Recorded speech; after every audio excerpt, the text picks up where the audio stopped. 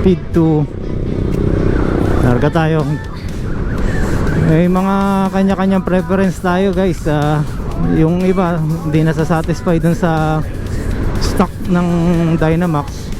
Tayo okay naman po eh. So yung pag meron tayong hindi nagugustuhan sa niya, timpla niya, para sa akin lang naman po ay na-adjust ko na lang po yun.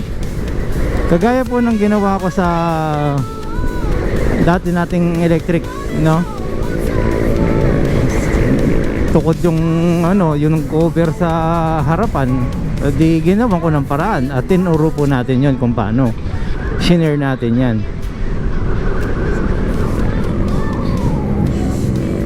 Kaya yun lang, hindi naman lahat perfect kagad yung mo yung nagugustuhan mo sa minsan nga may lemon, di ba, may unit na lemon na nakukuha ka, sabi mo brand new nga yung binili ko para wala akong sakit sa ulo pero meron pa rin naman na natsyempo, lalo na yung mali yung pag break in. Meron naman din talagang malakas na makina. So may mga ganun pong cases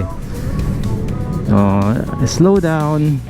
Ito po ay intersection, so diretso kaliwa yun, okay, then wala naman tatawid, let's go. So signal na po tayo ng turn right, turning right, turning right, nabulol na.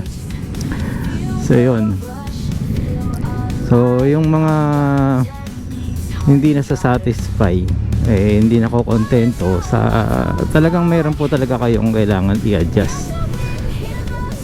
Kung nahihinaan kayo sa ilaw, yan po yung stock. Yan normal po na ilaw ng sasakyan dati, dilaw lang, halogen. Pinapalitan lang po talaga ng mas malakasin kung depende po sa ninyo, mata ninyo. So isa rin po yung nagpalagay kayo ng tint na madilim tapos humina, so mag-a-adjust pa rin kayo, magdadagdag kayo ng mas malakas na ilaw. So taste ganda yun gusto nyo yun diba? So may mga ganun pong instances na kailangan nyo pa rin po talaga magtono sa sarili po ninyo. Hindi po yan nakatono sa inyo, kundi standard po yan ang binibigay po nung kung matigas po yan, baka po sa medyo mabigat sakto sa kanila yung laro ng shocks, di ba? So hindi ko po minamasama yung post nung alam ko naman, alam nyo po kung sino po yung tinutukoy ko o ano yung tinutukoy ko. So meron po kasing nag-post na gano'n, hindi siya satisfied, overall hindi siya satisfied daw. So parang sa presyo daw ganyan. Pero sabi ko nga, in the long run, parang na mayroon kang ROI dyan, kasi nakakatipid ka pa rin. At guys, iba-iba rin po tayo ng style ng pagmamaneho. Tingnan nyo po itong ginagawa ko, overtake ako dito, nagka-counterflow ko dito. Papasok na tayo kasi baka mas tayo. So yun, so ganoon, iba-iba talaga tayo ng preferences, Yun lang, na simulan ko na kagad po ng ganun, kasi kanina hindi tayo nakapag balik na tayo kasi wala nang may linya na. So hindi tayo nakapag video kanina dahil lobat yung GoPro. So yun ang pinaka gusto ko lang matalakay ngayong araw, So kahit po yung mga sige po, isalang nyo po lahat yan sa baha, tingnan natin kung tatagal mas mabuti pa rin po yung hindi nyo sinasalang sa baha. Kahit sabihin nyo kaya yan, oo kaya yan, pero hanggang saan po lalabas ang mga kalawang niyan? O pag pinasok po yan ng tubig, matsyempuhan, matsambahan, ayan na po, ewan ko na lang po. Nakikita nyo, hindi pa rin po normal yun para lumabas ang error sa dashboard ninyo. Normal ba yun? Kayang kaya, pero may lumalabas na error. So ibig sabihin meron error. Diba? So yun lang naman guys, at natin yan. So lalarga na tayo dahil gusto ko balik agad ng Novaliches Bayan. Hindi tayo makasingit.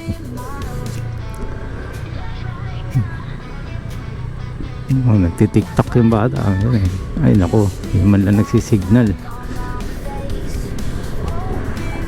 Okay, signal na tayo pa kanan ulit dahil kakanan tayo. So may mga nagpi-PM pa rin po sa akin kung paano po ano nangyayari sa kanilang electric. Ayun, natutulungan naman natin hanggat maaari. Hanggat kaya ko pong sagutin, sasagutin natin yan. So marami naman po siyang pinag-sendan or nag-post siya dun sa page ng mga ganon. At nakikita ko naman yung diagnosis nila, accurate naman yan. Pero yun nga lang, kapakapa talaga, no? Dahil mahirap talaga ikwento lang, no, na hindi naman nakikita actual o ano yung talagang naging nangyari, di ba? So yun lang po. So yun, pinakita niya sa akin, sabi ko buksan niya na, panoorin mo yung video yung nagawa ko noon. So pagbukas niya, hindi pala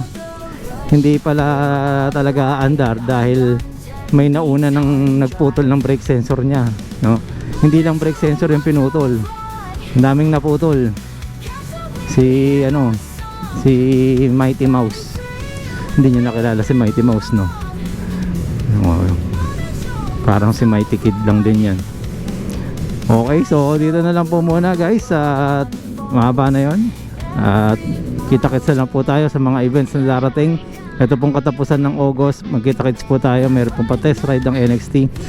O tayo po actual po nating nire-review yan. Saka hindi po hindi po lahat puro positive ang comment namin or feedback namin sa ganito, no? Naturingan kaming nagbablog po ng mga e-bikes, dapat po nakikita din ninyo kung ano po yung mga din para sa improvement din po yan ng mga electric, no? So, ang maganda lang po talaga sa dealer ng etong NXT, nakikinig po sila. Kung meron kang complaint, actually tawagan nyo sila, message nyo sila, makikinig sila. Yun ang maganda sa kanila. Hindi yung post mo na sila tapos yung pala ang dali lang na solusyon ng gusto mo mangyari, pinapalaki mo pa. Ano ba to? For the views lang ba o ano, di ba? So yun lang po, maraming salamat po. Kita-kits na lang po tayo sa mga events. Okay, thank you. So okay, once again, Marvin Chua Motovlog po. Maraming salamat po. Salamat din po sa mga nag-subscribe. Okay, bulol pa, no?